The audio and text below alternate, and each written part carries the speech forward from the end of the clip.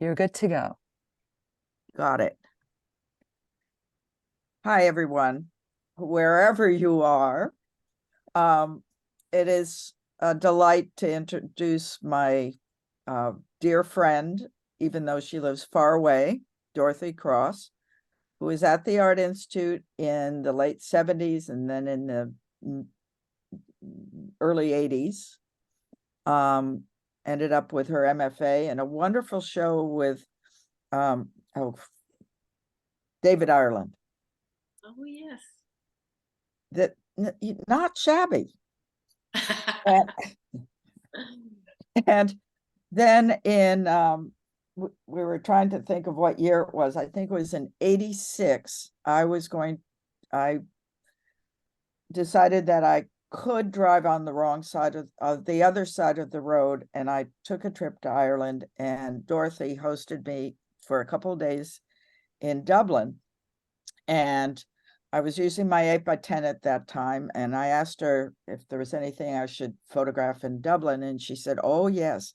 In the basement of the cathedral, there is a frame picture of a cat, a desiccated cat and rat. And the story goes that the organ was hundreds of years old and huge, and at some point they moved it for some reason. And behind it was, Maria, can we have the picture? Yes, I'm on it. Okay. This cat and rat, and in hot pursuit, that cat got stuck behind the organ and trapped the rat, or they both got stuck. And hundreds of years later, or many years later, they found it. And I don't know whether it's because they're good Catholics or what, but they decided it needed to be framed and preserved even longer. So this is how I found it in the basement, and it's weird and wonderful. And in a way, this is sort of a key to some of Dorothy's work as well. Her background in Catholicism, which she questioned. In fact, I would say a great deal of her artwork is about questioning or things that raises questions. And it has to do with bodies and change and things that are very common that we sort of know about in new scales or in new locations. She does a lot of work with the body, and well, I'm going to turn it over to her, and we're going to have a wonderful trip through some amazing work. Oh, I want to put a pitch in for this astounding book of, I mean, it's big and beautifully done. And it's done by Juror Editions and is put out by her gallery in London, the First Street Gallery. So if for Christmas, you might want to buy that for yourself and put it under the tree. So, Dorothy, I'm going to shut up now. Thank you, Linda. Thank you.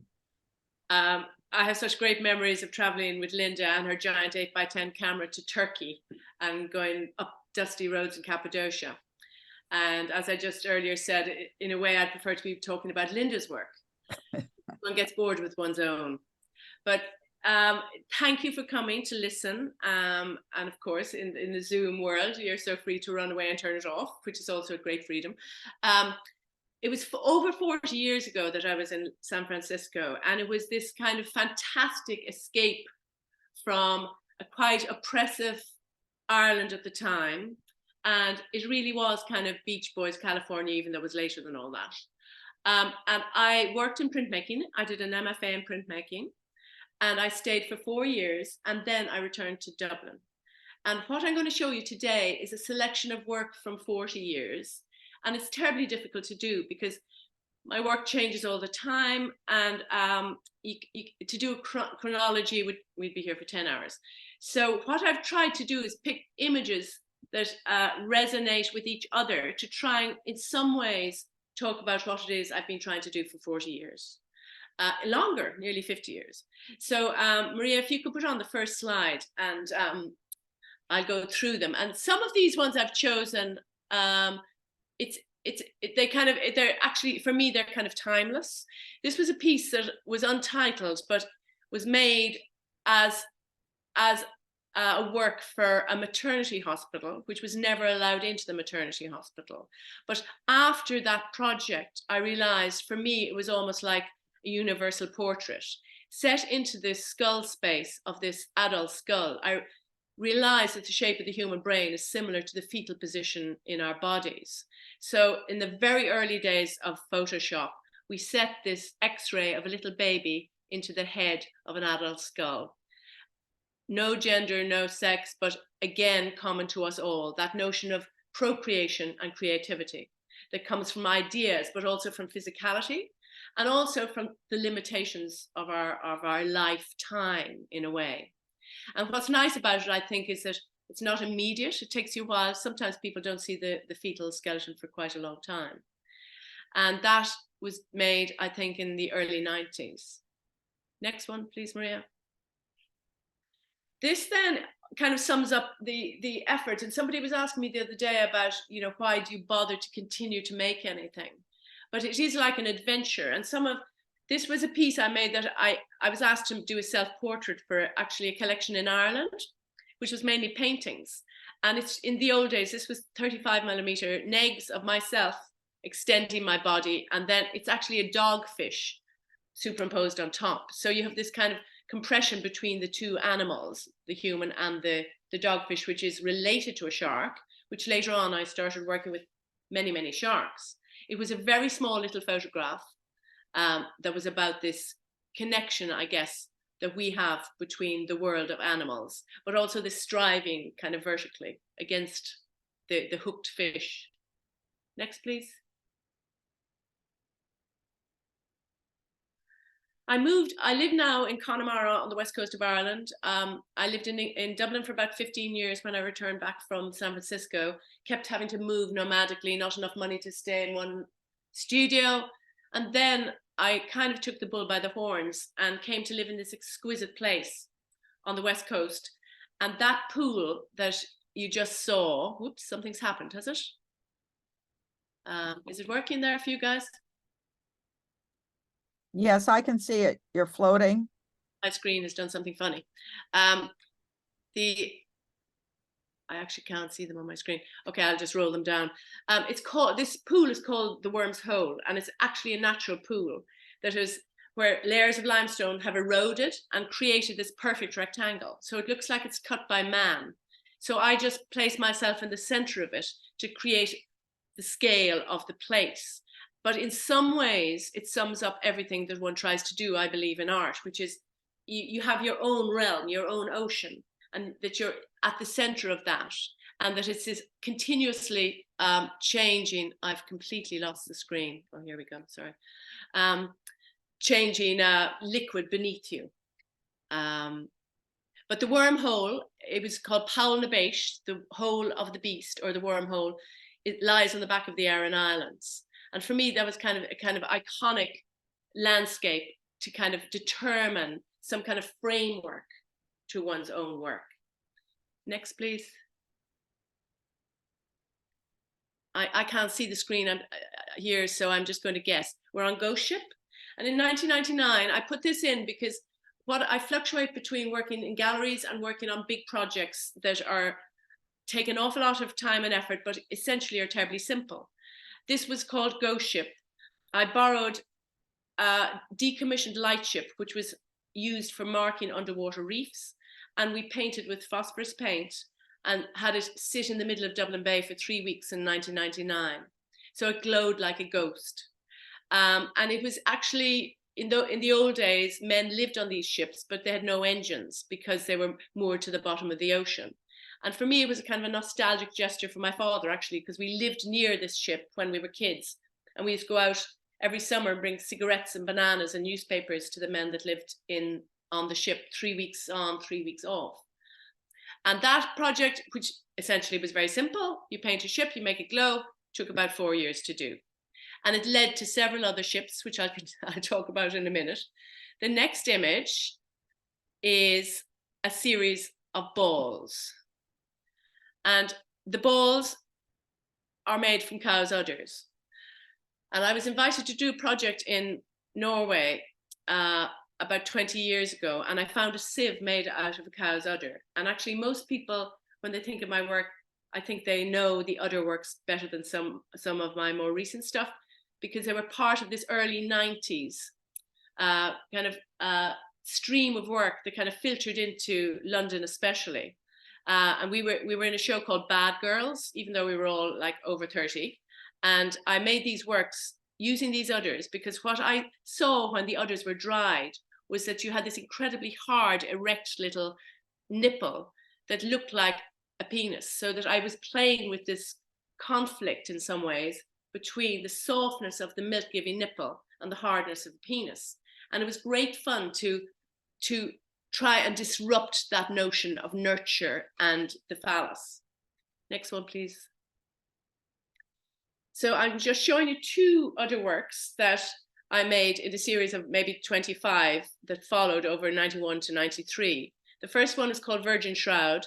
She's in a lovely collection now in the Tate Gallery in London, lucky for her.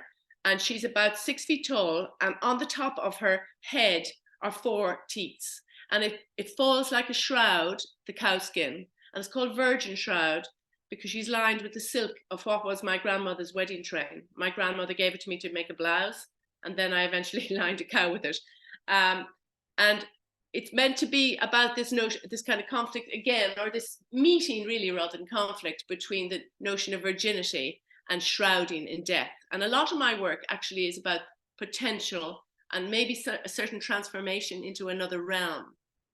The next one, please, is called Amazon. It was a tailor's dummy, and one of the skins that was delivered to me at the time, I was terribly broke, and they cost me £100 each, and she only had 1 teat, but she arrived with this very large teat, and I suddenly saw the potential of taking the udder, stretching it over a tailor's dummy, and make this kind of apparent breast.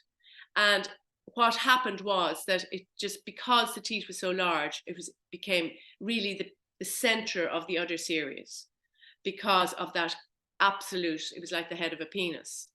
And in some ways at the time, you know, somebody said to me on the street, I was walking on the street and they saw the work and they said that they thought it was abhorrent because had I not considered mastectomies. And immediately when that woman said that to me, I thought, oh my God, that is such a relationship between one's own memories and this cow, which essentially, I guess I knew I was working with that territory, but they had a very visceral sense to them. When I was working with them in the studio, I was actually quite afraid of them because they were so meaty and sad. I no longer eat meat. At the time I did, but there was something terribly intimate about accessing these very, very soft, beautiful animals post-mortem. And that went on for about 3 years, and then I stopped making them because I don't like things when they're reproduced too much, I think become meaningless. The next one, please, Maria, is called Holy Bible. And it was a Bible that was in our attic at home. We weren't very, even though Linda references Catholicism, I was brought up as a Catholic, but our family weren't rampant Catholics. But when I found this Bible, I decided I'd drill a hole in it, which on one hand is destructive, but on the other hand, I drilled it so beautifully that it didn't destroy the book. And then I wasn't sure why I drilled the hole. So then I realized as I opened the pages, this hole had landed between the 2 Marys when they're standing at the tomb where their beloved Jesus Christ is dead and supposedly going to heaven. So the hole has landed where their hearts were. And that really showed me why I had done it in some ways. It's about a loss. It's a loss, but it's a controlled loss. And you had this beautiful smooth hole, which I did it with a Black & Decker drill. And it was very, very difficult to do, but it worked. It wouldn't have worked if it had been torn or burnt. It was respectful. You could actually still read the words, but it was also an act of intentional, I guess, getting back to Linda's notion of questioning. And sometimes the things themselves answer the questions rather than me. I never really actually try and answer any questions. Next, please, is a detail of the whole. And you can see how beautifully it landed between the two Marys. And the engravings were very beautiful themselves. But when I show the piece, I show it open at that page. Next, please. And I might move quicker through these because I could talk too long about each. The next one is the beginning of working, other than the cow, which in some ways is a maligned animal.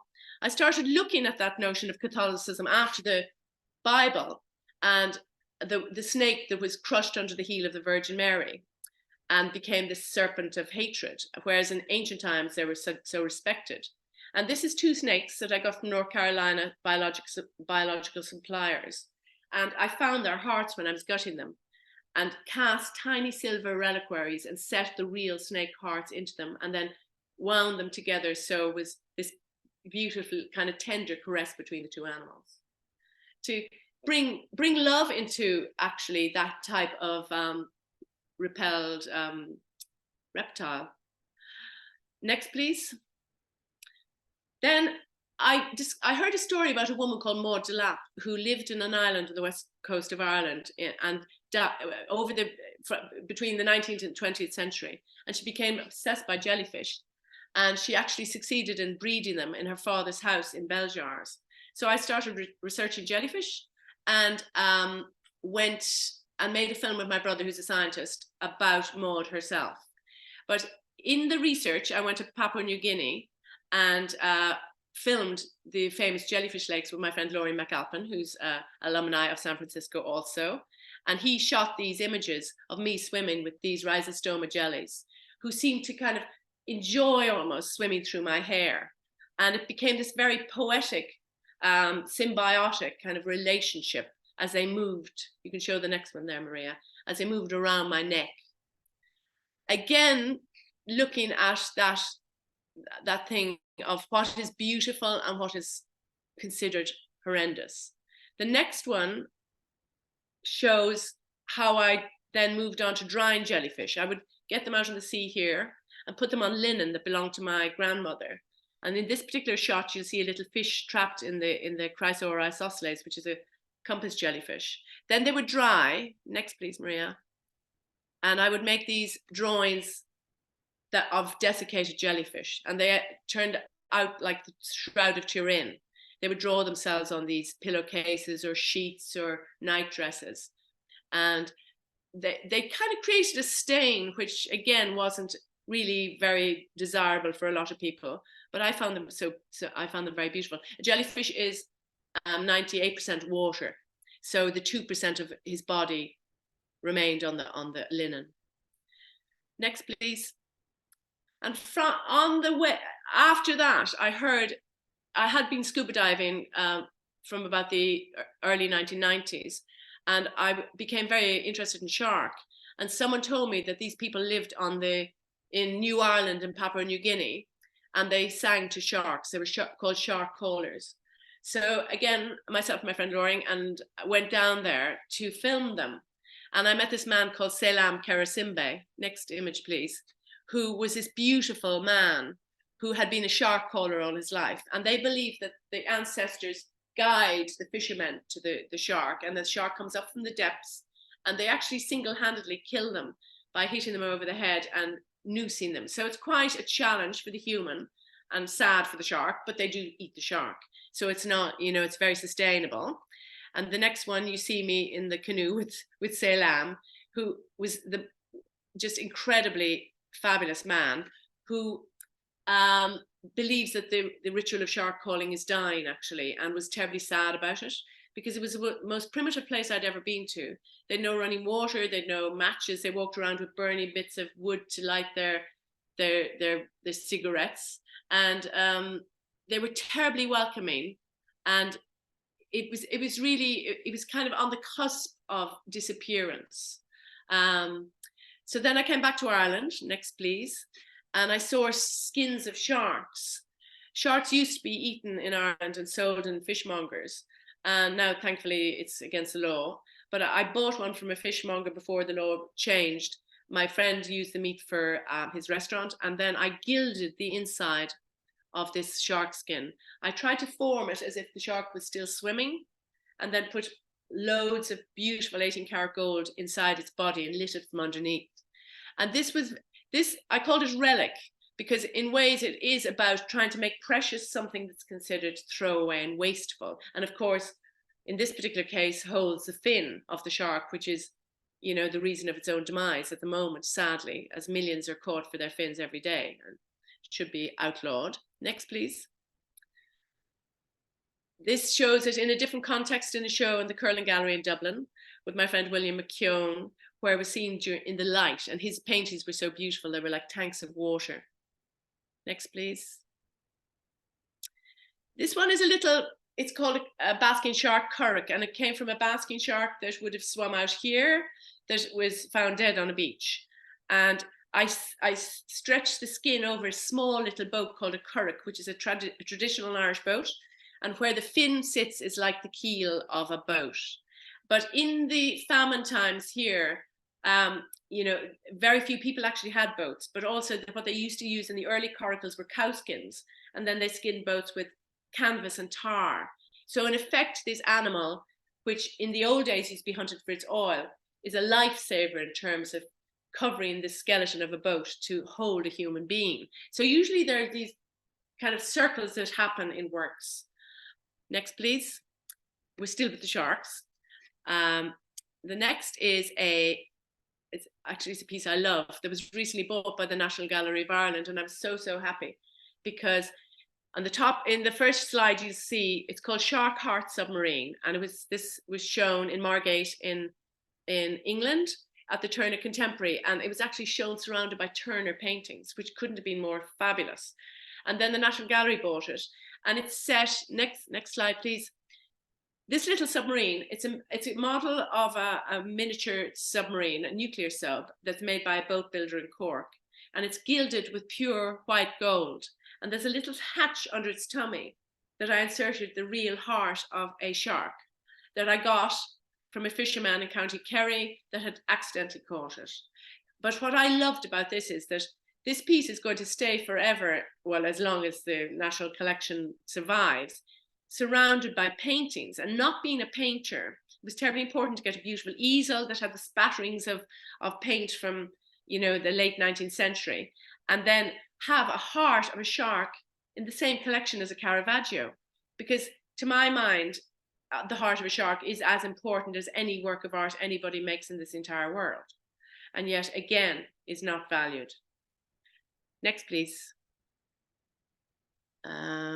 Here we have, this is called pearl bone, and it's the bones of a human hand. My aunt was a pathologist, and in the old days they used human bones for education, and when I was working in her basement, I got some of these bones. So I was asked to do a piece of work for Bloomberg in London, which is a centre of the currency value in the world, you know, yen or francs or whatever. So I realized that pearls, in the 15th century, the pearls were the most valuable thing on the planet. And apparently Cleopatra and, you know, Mark Antony and everything used to fight over pearls. And there was a famous story of her grinding one into a glass of wine and drinking it, and drinking like thousands of pounds worth of pearl. So what I did was I went to Tahiti, I brought the fingertips of the hand in my pocket and inserted the fingertips into 5 black-lipped oysters. Next, please. And this is a Tahitian man in a pearl farm taking pearls out of an oyster. It's very kind of gynecological. They have clamps and calipers. And next one, please. And they put in seed pearls, like little, and then the animal grows nacre around that insertion, because a pearl is formed by aggravation or irritation, which again is quite beautiful, because I kind of think art comes from some irritant that is a continuous thing in one's being that hopefully sometimes pops out as art. So we put in, next one please, we put in the 5 fingertips, and then we put them out into the middle of the lagoon in Rangiroa in Tahiti, where they were left for, I think, about 6 or 7 months. Next one, please. And the man who, stayed there a few weeks, and then he sent me back a little envelope, and I opened it up, and only one bone had been covered in nacre, one tooth and one finger bone. So what we actually had in the end was more beautiful, because if there had been 5 fingertips, it might have looked like nail varnish. But we had this directive singular index finger with one pearled tip, which was perfect. And then the last slide here of this sequence is just a tooth that shows it closer up, covered in nacre, which again is, in some ways, that harps back to the first slide of the skull, you know, that our own skeleton begins to fall out when we're 7, you know, when we lose our baby teeth, but you don't really think about it. We have a thing in Ireland, and you might have in other countries, where we put them under our pillow and the fairies take them and they give you some money. But in my case, I kept the teeth and then luckily I had them to bring to Tahiti to put, you know, 60 years later or whatever, into the oysters. Next one, please. These in some ways all tie together. This is a work I love. When I returned to Ireland first, and around the time when Linda came to visit me, you know, the way in California stuff is left on the side of the road and there are dumpsters and things. I saw a dumpster and there was a beautiful marbled box in the dumpster, and I climbed in, and I knew from looking at it that it was a skull box. And my Aunt May had shown me these. So when I opened it, I found these skull parts that someone obviously had thrown away, again, without valuing it at all. So what I did, and this was the first shift really into kind of more visceral human, I gilded the inside of the crane of the skull with pure gold, and then set a meteorite into that space. So in effect, what you have is something that has arrived from outer space, landing into inner space. So it's in some ways that perfect union between that territory we can't yet access and a territory that we're learning more about in terms of our brains, but it's still largely unknown. That's a photograph, but I also made a sculpture where a telescope pointed down into this realm. Next one, please. This one is a beautiful thing. There's a stalactite on the west coast of Ireland called the stalactite of Doolin. And it's in a cave where there's only one stalactite. It's nearly 7 meters tall, and it's the only one in the cave, which makes it into this kind of mad, it looks so, it's so kind of, it's like some ethereal, mad kind of invasion. And when I saw it first, like some other projects I've done, I immediately knew it needed the voice or the music. And I had seen a little boy singing in a choir who had the highest voice you've ever heard. So I asked him to come and sing under the stalactite. And we then projected the stalactite to its actual height. And you can see him, next one, please. And you can show me the next 2, actually. He sang below it, but he sang sound only, without any reference to music and no reference to words. So it was like pre-word and primitive. And his voice was so high, it was absolutely beautiful. And the people who owned the stalactite were very kind to us, actually, because there was very little stalagmite. There was just a little platform underneath. So they allowed the little boy stand there. And it's such a narrow cave that it was very, very hard to film. So he just stood there and we illuminated him, and it's only about 8 or 9 minutes long, and he sings these piercing notes. And in some ways, this was one that was very much about geological time compared to human time. And again, this little boy whose voice is just about to break, who's growing into an adult, and as he's singing, the calcite on the bottom of those folds of beautiful stalactite are growing minuscule, millimeter every, so many centuries. And this piece, actually, it kind of leads me on to, I've left out masses of work, I'm sorry about that, but there's too much to talk about. I wanted to make a work in stone, and there's a fantastic studio in Carrara called Studio Carlo Nicoli, and I had visited it about 15 years ago wanting to work, but I couldn't afford it. And then I had a show in New Art Centre in England with a wonderful woman called Madeleine Bespra, who funded this piece. And the idea was to make a bed, a tiny little bed, like a single bed, as if someone had just woken up and left it. So there's sheets that are slightly disheveled and a little pillow where the head might have lain. The first slide there shows a model that I would have made in plaster in the studio in Carrara. And then these brilliant craftsmen and women make it by hand. It's not made by a robot. There's still some of the few remaining craftsmen that have this skill. They do it with a point system and their eye, and it's just miraculous to watch them working. Next one, please. It was then shown outside New Art Centre in England. And the next one too, please, Maria. And you can see the detail there of the sheets. It was just so beautifully made. And in some ways, again, this was more, it was about sleep, it was about death, but it was about, it was a gentle, gentle piece. But it is about absence and presence, obviously. And then it started the ball rolling in Italy with more works. And I had never actually got people to make my work before. And in the beginning, it felt very uncomfortable. But what I do is I make the models and then I go over and work with these guys, and they're amazing. The next one is called Everest Floor. And you can see studio, I'll show you more of the studio later on. It's got these incredible marble, plaster statues that would have been used as models to make marble. And Francesca Nicoli's father and grandfather and the entire family made tons of white sculptures for Salvador Bahia, for all around the world. And the studio remains very, very true to what it was over those centuries. This floor, Everest Floor, has a little replica of Mount Everest carved exactly coming out of the flat marble. And this one was actually carved. I did make a model from a CNC machine so that it was accurate. Next one, please, Maria. And you can see, so I wanted it to be true to the geography. And you can see these wonderful legs and things all around the back. And the next one, please, Maria, shows that, someone bought it and put it in a beautiful place, somewhere in the east coast of America with the hills outside. And that's a lovely kind of treat when something does go to someone who loves them and creates a new kind of territory for works that enhance them, I think, It was a very simple piece, but again, it was about time.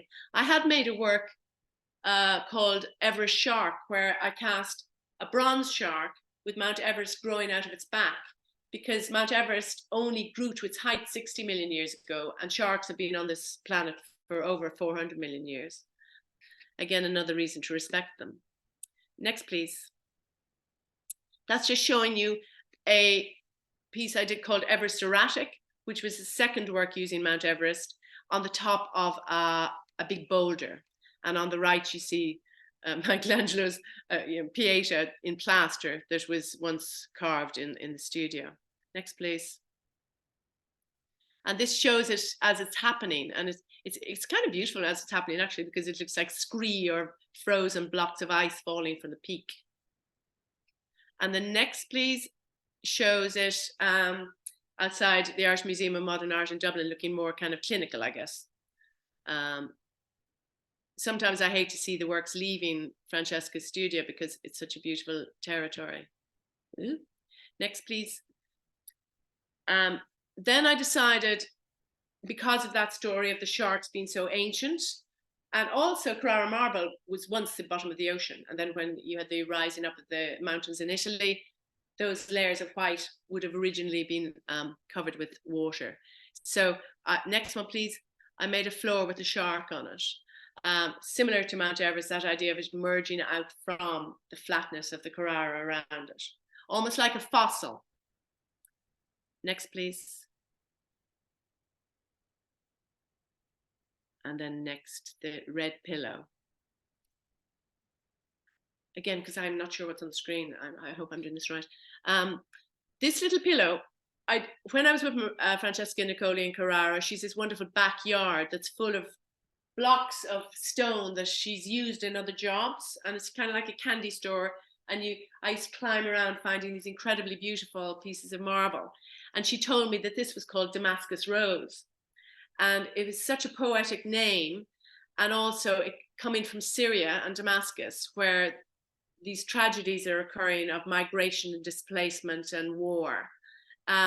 It seemed like a perfect marble to use because it's so represented petrified flesh. So I did this series of pillows where I cast an ear and set them into, again, these little pillows that look like somebody's head has rested. And what happened, next slide please, in this case you never know what you're going to find in the block of stone, but in this particular case it looked like the vein was pouring into the ear. And it was just the most wonderful kind of discovery, you know, discovered by Christiane, the carver, because sometimes you can find crystals and the work is destroyed, it fractures. But in this particular case, it was just incredibly beautiful. And it led me to a show I did in Frith Street Gallery in London last year. Next one, please. Called Damascus Rose. And this vertical slide shows a view from the top of Studio Nicoli, showing a piece called Everest Erotic, and again the third and last floor so far, which is called Red Road. Next slide please. And this is the Red Road installed in the Frith Street Gallery in London last year, and it's about, I think it's 7 meters long, and it's got feet as if they're walking on the road. And for me, that notion of displacement and the horrors and terrors of leaving one's country to go to the edge of the Mediterranean, where so many people are trafficked in boats that sink and drown. So there was a series of little feet, next one please, again carved so beautifully, as if they're walking or standing on this road, that ran almost like a carpet also. Next one, please. And the main piece in that show was called Red Erotic. And unfortunately, it weighed 7.5 tons and we couldn't put it into the gallery. I didn't think of these things before I started. But as you can see here, it's such a beautiful block of flesh-colored stone. And I carved like 9 or 10 feet, but they're kind of precariously set on top of this block. So it's not about heroic statuary, it's about this kind of predicament, kind of imbalance of feet, one on top of the other on top, as if they're kind of on some kind of precarious slope. But what we did when we discovered it was too heavy for the floor is we brought it on the next slide please, on the back of a flatbed truck for the night of the opening, and we just had it sitting outside. First, of course, sometimes these accidents, you go, you know, you really hate it, and then you think, oh my God, this is really beautiful because it's shoved it into a, you know, another sense of the refugee, the inaccessible. It's held outside the center of the space, and then it was there for one night, and then it was taken away in the morning and put on a truck and brought to actually a lovely sculpture park in Cornwall where they're minding it for a year. But it's homeless. Which, and maybe at the rate it's going, it'll probably be homeless forever, sadly. And then I'm going into the last two projects because of time, but the last two, one I did 4 years ago and one I'm still working on. The last one, the next slide please, Maria, involved a heart. And a wonderful woman called Mary Hickson, who runs a festival in the south of Ireland called Sounds from a Safe Harbour, asked me, would I like to do something on a Navy ship? And I immediately said yes. And thought, again, simple, like ghost ship, you know, paint a ship with phosphorus paint. In this particular case, borrow a Navy ship, borrow a human heart, put it on board, and have a singer called Lisa Hannigan, who's one of the most beautiful singers in Ireland, sing a song she's written called Prayer for the Dying.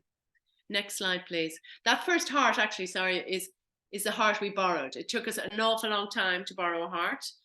It's illegal for universities to give us, even though they have thousands of hearts in their collections, nobody would give us a heart. I got onto heart surgeons seeing, would I get one from a patient that was having a heart transplant? In the end, this lead encased heart is in a collection in Oxford called the Pitt Rivers Museum. And I had seen it in a show on the Wellcome Trust. It actually had been found in Cork, where I come from, in the south of Ireland, where this project was going to happen in 1863. And was acquired by General Pitt Rivers, who was then stationed there, British Army officer when Ireland was still under the Brits. So eventually we rented this heart from the Pitt Rivers Museum, which it had to be a human heart. So at the very last minute, we did that and we got to use it on the ship. So the next slide shows a Navy ship. And then the next one, hopefully I can work this to work. Oh, you're doing it for me. You're doing it for me, Maria. There's a little bit of music on this next slide, Maria, that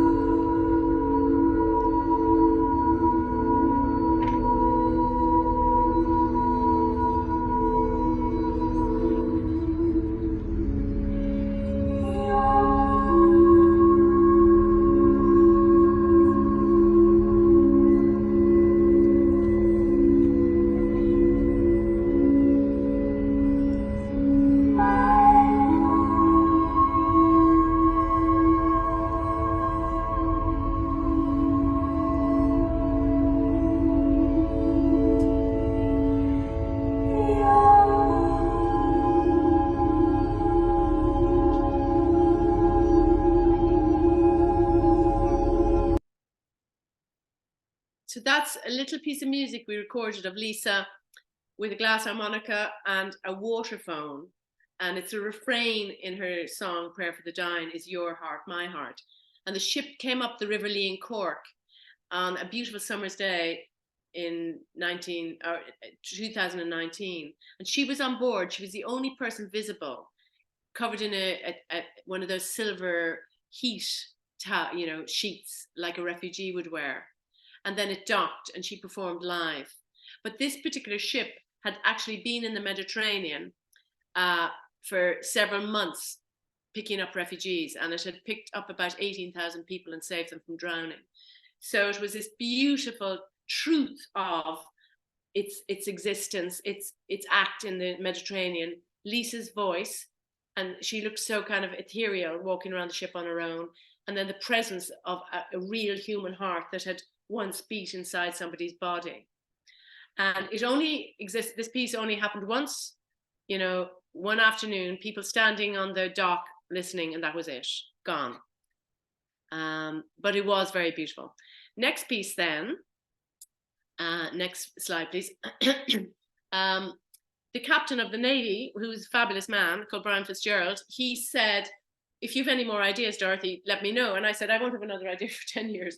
And about 5 minutes later, I remembered my Aunt May, who actually had given me the bones for that hand, had told me about an Egyptian mummy that was in the university in Cork City and had come over in the early 1900s. My uncle had been a pathologist, a professor of pathology. And at the time, the mummy was stored under the floor in the anatomy department. They were rebuilding the room and it was kind of rediscovered. And my aunt was always very concerned that he was blamed for hiding it. Anyway, I remembered this and thought immediately, let's put it on a Navy ship. Let's bring it through the Mediterranean and bring it back to Cairo. A small little symbol or little homage to all those hearts and bodies that are lying on the bottom of the Mediterranean. People are drowning as we speak. The EU is now paying Libya to block the boats that are halfway across and send them back to Libya, and people are being incarcerated in basically just camps. People who are fleeing for their freedom and for their lives. So a group of us set about trying to get the mummy back to Egypt. That first slide just shows the top of the cartonnage, which covers this man. We know very little about him. We know that he was dug up in early 1900s. He was buried 2,000 years earlier. He arrived in Ireland in a sarcophagus that wasn't his own, that belonged to a man of a higher rank. What's kind of beautiful is that this man was low ranking. Somebody did DNA testing on his toes and discovered that he probably died of natural causes in his 40s. And that's really all we know, and that it was a man. Next slide, please. We set about making a film about it because I went to see the sarcophagus, and this is a wonderful little piece of information. And then I went to a friend of mine who's a restoration expert who lives over the hill here, 5 minutes from my house. with a picture of the sarcophagus, saying, I'm going to look at the mummy in Dublin. How much do you think it might cost to restore these and make them ready to be transported back to Cairo? And he said that the mummy is not in Dublin, Dorothy, it's in a box above your head. And this Egyptian mummy, which was buried 2,000 years ago, at a time when Jesus Christ might have walked the earth of Egypt, was above my head in a crate. And it had been there for 12 years, 5 minutes from my house. And things like that happen just make you think, oh, this is absolutely right. We have to do this. So we started documenting it. We put it in a hearse with great respect, and we transported it to Cork, where the university is, hoping that they would then move it on quite rapidly and we would return it to Carrara. Next slide, please. And we went to Cairo, and myself, Mary Hicks and Mae Van Aston and John Fitzgerald, who are the core who were trying to make this thing happen. We decided we would call it Kinship Home. The ship part, it was quite difficult to find a title because there are lots of ships. You know, you could go worship, but then you're close to warship. If you do mothership, you exclude the fathership. So anyway, kinship seemed to, even though maybe it's overused, it seemed to sum up what it is we were trying to do. We go to Cairo, we meet the wonderful top archaeologist of Egypt called Mustafa Waziri. The university tried to tell him that you know, he should accept our mummy. He says, we don't want your mummy, we have enough mummies. I then told him the story of my aunt and uncle and the fact that it was stored 5 minutes from my house, and he immediately understood, and he said, we will accept your mummy. He said it would have to come by plane, and that because Air Egypt are now flying from Dublin to Cairo, but that was nearly 2 years ago, and it is now stuck in Cork in the institution, and things are moving very, very slowly, but he will eventually go home. And then the next slide, I think, is the last slide. And this is one of these things that, you know, it's restitution. I was talking to someone about it the other day. It's not about repatriation, because there's this great fashion at the moment of trying to repatriate artifacts all around the world. But this man, it's about restitution, and it's closer to the bones of the present day in terms of displacement, really, I think, and migration. So this is the piece I'm working on at the moment that drives me crazy, and that's it in terms of images. Now I'm looking at a screen without any images of Maria and Linda. I can't see anything but my own screen, so I'm going to try and go into Zoom again. Oh, there, brilliant, brilliant, brilliant. I hope that was coherent, because I couldn't see what was on the screen. That was perfect. Thank you so much. And I think everyone saw the images really big and then Dorothy little on the side. So I think we figured it out, and I was almost always on point with the changes. So thank you so much, Dorothy. And I'm gonna put Linda next to you again as the little spotlight. And I'm sure that Linda probably has a question or two. And then we have 10 minutes for the Q&A. If you have any questions you would like to put in the chat, please do so. I know no one was typing during your talk because everyone was just mesmerized. It was so beautiful and moving. So thank you so much. But Linda, if you find some words to ask, and everyone else, if you have words, then please put them in the chat. I mean, just the transformation of ideas and materials. I mean, you go to Carrara to do Mount Everest. I mean, it's just so, and they must get a kick out of that. The guys are fantastic. They seem to really relate to what we're working on. One guy's French, one guy's German, and then some Italians come and go. They're all freelance, and they're all, you know, relatively young. And yeah, I think we do. And because I I don't just send them a picture, or, you know, I go there and we say, you know, 2 millimeters here. I can't carve, and I wouldn't even try to. But I spend a lot of time with them. I hover like some kind of weird bird, walking around all the time as they're finishing them off. Mm-hmm. And where do you get all the gold, and do you have craftsman doing the No, gilding? I do that myself. I'm a really bad gilder, but I can do that myself. Yeah, so that things that most other things, you know, other than casting bronze, you know, I'm not one of those artists who has a big factory, so you know, I kind of have to do my stuff myself, and I like to because I'm sometimes quite slow, you know, and don't make an immense amount. And I think you know, sometimes things like kinship break up the studio work, and then I go into a flurry of studio work and then come back. But kinship has become like it's become like a giant, you know, it needs to happen. He needs to go home. It's kind of obsessed me. But in a funny way, Linda, like I was thinking, the reason I didn't show any work that I did in the Art Institute is that I don't have it digitized. But also there is a little part of me that doesn't like it very much. You know, I did printmaking.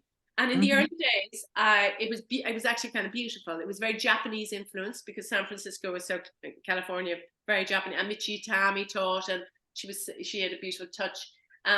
And then I started making these big, looking back, it makes sense. I was returning to Ireland, terrified because I'd been already 5 years in England. So it was 10 years out of the country. Wow. Thinking, oh, Jesus Christ, how do I go back there? And I guinea pigged myself to the Jungian Institute in San Francisco and went to a trainee analyst called Mark Irish. Can you imagine? He was called Mark Irish.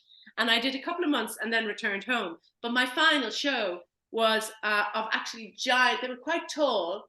They were like 6 foot tall matriarchs, etchings. They were really, really ugly. And they were kind of fragmented matriarchs. I don't have any of them anymore. I have photographs of them. But it was like this collapse of this giant big, well, whether it was some kind of reconstruction or collapse, you weren't sure, because I was looking at the power of the ancient in Ireland. And then you came and started photographing standing stones and stuff. And in some ways, you know, we don't have an awful lot of that to show in Ireland. You know, I think you had to scour a little bit to find it. But we Harbison's Guide, finally. Yeah. We have a couple of questions in the chat now too. One is from Eve Werner. Thank you, Dorothy. You spoke of pearls being formed by insertion of aggravation. Is aggravation a source of inspiration in your life also? Yes, it is. It's more something that it makes me, it motivates me. Yes. So, you know, something like kinship is motivated by the distress of what's going on in the world. But also the pearl bones, there's a real beauty in it, you know, because some people can focus with the animals, you know, saying it's only about dead animals, but there is a tenderness and respect for the life that has passed in all those animals I've worked with. But the pearl, you know, in nature, that's how it's formed. It's usually undigested food or a little piece of fragmented shell that the animal, it rolls around in the animal, and then it creates a scab, actually, that protects it because it's so smooth. So, but it is an aggravation. So it's an irritant and aggravation. Yeah, maybe it's about not accepting. You know, I'm not a very patient person, and I think art. Then when that little fingertip arrived back in the envelope, I still have the envelope from Tahiti, and I opened it up. My God, was that a treasure? You know, knowing that there was a fingertip inside that was such a treasure. And that's the compensation, or that's the jewel or the pearl that helps you have faith in taking the next step, because you never know what the next step is. Like, I guess with Linda, in the world, you photograph so many exquisite sites, but then you go to the northern Himalayas and you find a seam and some geology that is about some inspiration that just makes it worth being alive in a way. But at the same time, I often talk about the lack of progress for humans. You know, we are regressing so much in terms of our destruction of nature, and why make art? You know, what's it going to do to help that? But maybe it brings you full circle to look back at what it is we're doing to nature. You know, anyway, I'll stop on that because I can go on too long on that. Thank you so much, Dorothy. That was, yeah. And you have a lot of comments that I'm going to send you in the chat of gratitude and how wonderful the talk was. And yeah, Linda, maybe do you want to close, both of you, do you want to close up the talk before I stop the recording? Well, are, Actually, we have a question. I don't know. Sophie Basiewicz, I've loved your work ever since hearing you speak at First Street Gallery or First Street. Lovely to hear you speak again. So much of your work uses parts of the body, the inside of the body. What inspires you about these objects? Do you think a little about disembodiment? Well, if disembodiment means what occurs when we're out of our body, yes. But how do you manifest that? That's the trickiest thing. It's like I was talking the other day to someone about, music. Has Bach written about, a part for the voice of God? It's usually an evangelical adoration of God, and God is a word that, we dismiss, but I think it is about, we can't depict that. We can't depict anything greater than, our confined, limited bodies. That's what that pool was about, the woman floating in the pool. It's about limitations. So I guess we try and push them further and further away from ourselves, but eventually, hopefully, we'll have another vision.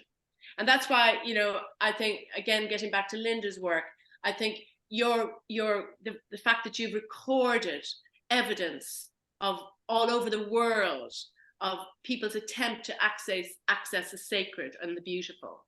That is so vastly important. Maybe we should do a show together, Linda. oh, I'd love it. Yeah, let's do that. Because actually my friend, we must do that. I'll talk to you about that later. It'd be a beautiful thing to do. But it is about, you go and see a Buddhist monk and you think they're terribly calm and they're sitting there, and just by sitting there, they're doing something. But I'm not that kind of person. I wish I was. I might be calmer. But I live where I live to kind of balance the kind of chaos of trying to make art. Thank you so much, Dorothy, and thank you so much, Linda. It was just so wonderful, and we're all really excited about this upcoming show that you two are going to be in. The invitation, and I had a wonderful time in San Francisco. It was a life-changing time. I was a baby. All right, Linda, if you're okay, I'm going to stop the recording now. Yeah. Very good. But Okay, thank you very much. I think we had the largest audience we've had for one of these spotlights, and so I'm so glad we've reached so many people. And Dorothy, you're an inspiration. Thank you all for coming on. And I can't see you all, but I didn't explain this. My dog ripped my finger with his tooth accidentally.